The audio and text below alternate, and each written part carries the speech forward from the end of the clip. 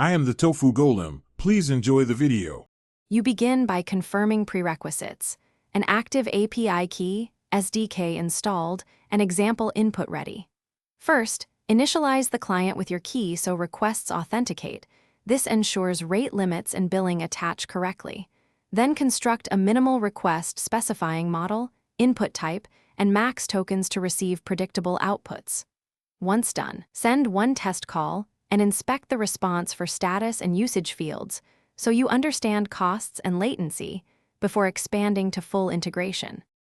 Next, focus on structuring robust requests and handling responses.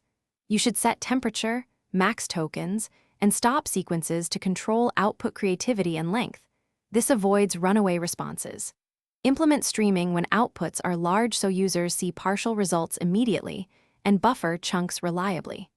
Also validate and sanitize all inputs to prevent injections, and parse the return JSON to map text, metadata, and usage into your app. Make sure to log errors and response times for monitoring. Finally, prepare deployment and operational safeguards. You should add idempotency keys and retries with exponential backoff for transient 5xx errors and circuit breakers to avoid cascading failures.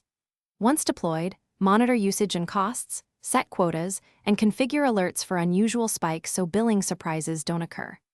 If something goes wrong, check request payloads, API key validity, and rate limit headers first. Often a malformed JSON or exhausted quota is the root cause and quick to fix. Thanks for watching. Consider subscribing if we helped you today.